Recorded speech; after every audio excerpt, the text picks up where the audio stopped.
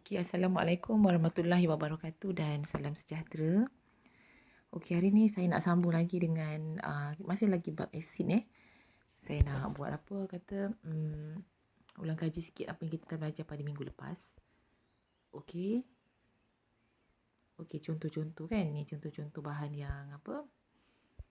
Berasid. Okey. Ni lemon battery kereta. Kemudian ada cuka. Apa ni? Air yang kamu suka minum ni. Air coke semua mostly of carbonated drink ni dia ada asid karbonik. Kalau kamu tengok kan. Asid karbonik yang apa kata boleh membahayakan perut lah.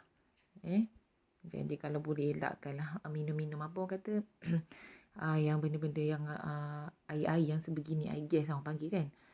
Sebab dia ada karbonik asid karbonik. Orang kata carbonated drink. Ini sangat berbahaya lah. Selain pada kandungan gula yang banyak. Siapa yang ada gastrik apa semua tu tolong. Tu elaklah minum-minum daripada minum benda-benda yang macam ini ni. Lagi berasid lagi sakit perut kita. Kemudian ulang balik apa dia contoh-contoh bahan berakali. Okey, dia rasanya pahit kan. Okey, bateri yang ni sabun, ubat gigi, shampoo kita apa semua. Mostly of kita punya toiletries tu adalah apa orang kata bahan-bahan kita punya bahan-bahan di bilik air tu yang kita buat mandi apa semua tu, sabun kita tu adalah alkali. Okey. Peria tu semua adalah alkali, contoh lah. Okey, ini sifat-sifat dia. Sifat-sifat dia kita dah kita dah bincangkan pada minggu lepas. Okey.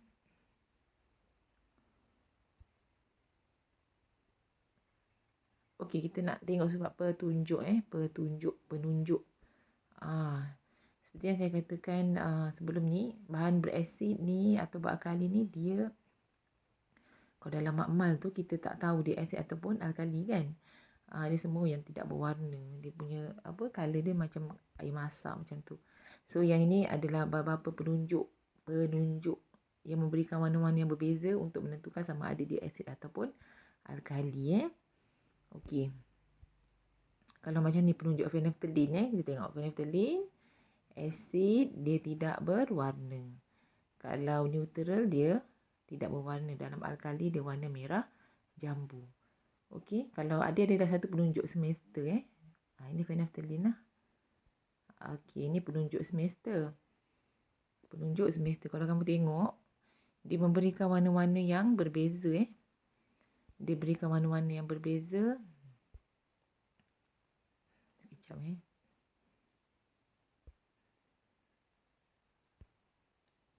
Dia akan berikan warna-warna yang berbeza tengok sini.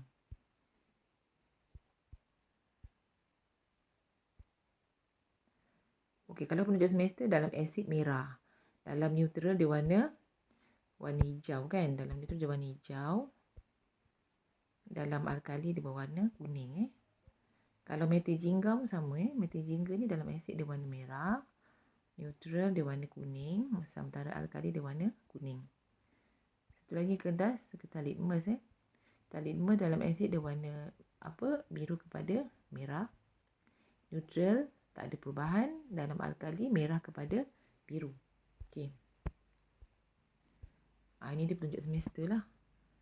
Nampak tu dia dah ada warna-warna dia Kalau kamu tengok kalau asid dalam asid kan pH 1 2 3 4 5 6 dia warna yang panas-panas tu merah, kuning kan. Apabila dalam alkali dia akan berikan warna yang sejuk macam warna hijau, biru kan. Okey.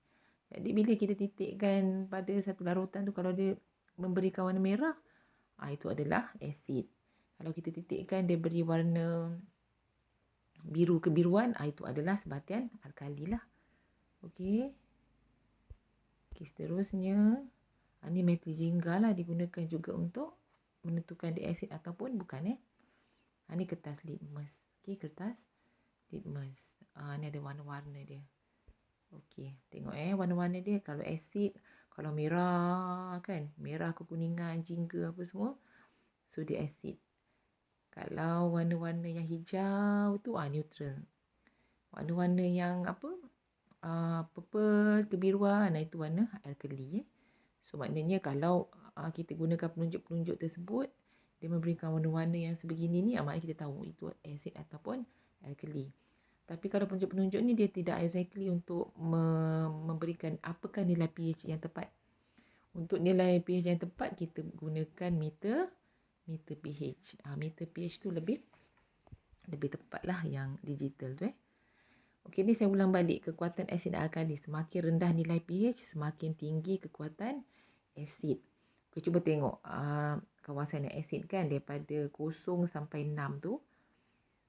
Satu ada kalau kata pH 5 dengan pH 1. Yang mana asid yang paling kuat?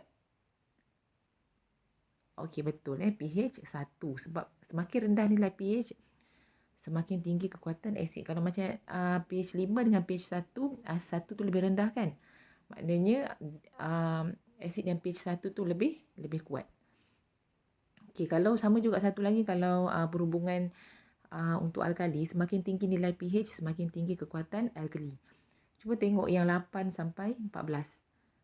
Okey, 8 sampai 14 kan, tengok anak panah tu dia semakin beralkali. Maknanya kalau ada dua alkali, satu 9, satu pH 9, satu lagi pH 14. Okey, so mana satu merupakan alkali yang kuat? Ya betul, alkali 14 adalah alkali yang kuat berbanding alkali yang pH 9. Sebab semakin tinggi nilai pH, semakin tinggi kekuatan alkali. Okey, faham Kemudian ini kegunaan asid lah, jeruk. Asid sulfurik digunakan dalam bateri kereta. Asid karbonik yang saya cakap tadi tu digunakan dalam pembuatan minuman bergas. Bahaya ni. Sesekali nak minum boleh lah. Okay. Asid etanoid digunakan untuk menghasilkan jeruk. Ni jeruk ni, jeruk apa? Jeruk Pak Mat ke, jeruk apa-apa ke. Jeruk Pak Li ke, apa benda. Digunakan asid. Digunakan asid.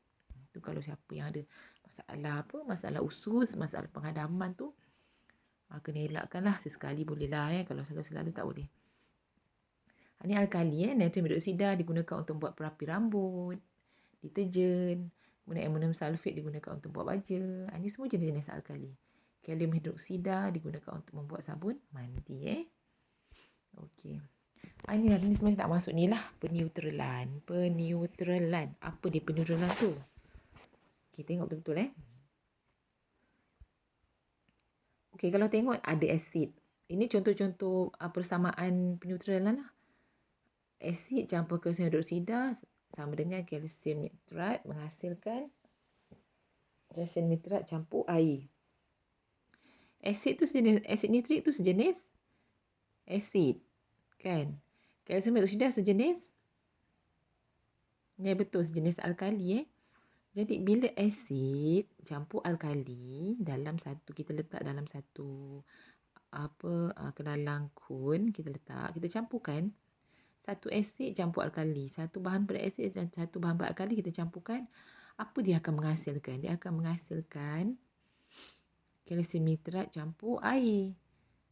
Kalsium nitrat ni adalah sejenis garam. Garam ni bukan maksudnya garam yang wujud kat dapur mak kita yang masin tu. Garam ni banyak.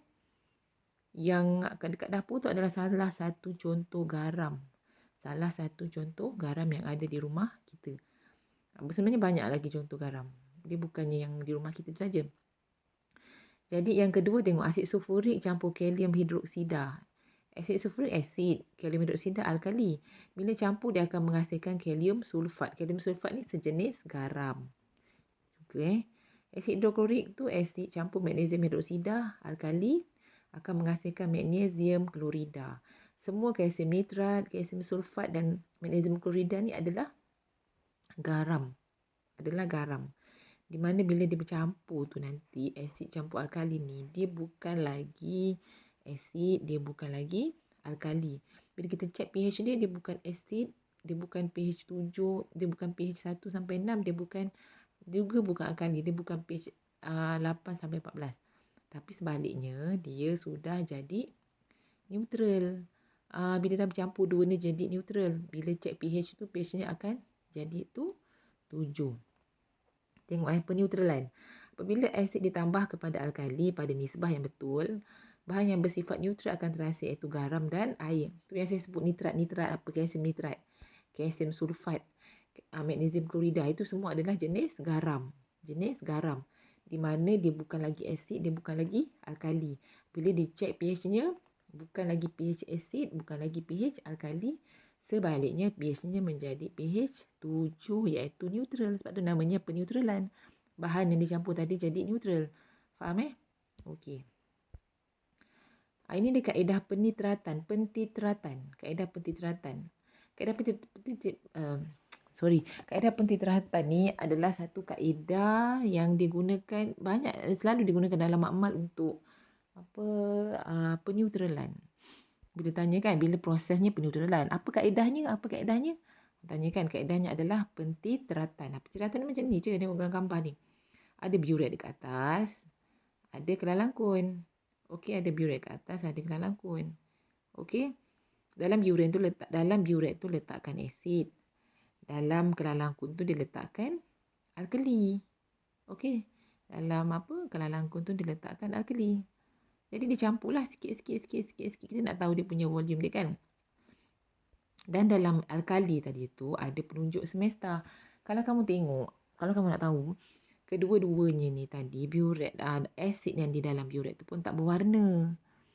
Alkali yang dalam kelalangkun pun tidak berwarna juga.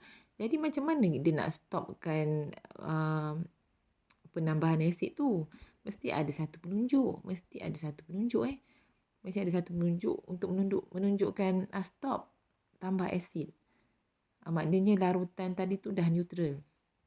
So ditambahkanlah penunjuk dalam kelalangkun tu, iaitu penunjuk semesta. Apa-apa penunjuk yang saya ajar tadi tu. Okey. Kita dapat perhatikan perubahan warna penunjuk semesta dari ungu ke hijau bila garam yang bersifat neutral terhasil daripada kaedah pentitratan ini. Okey. Macam saya cakap tadi saya tunjuk balik Okey.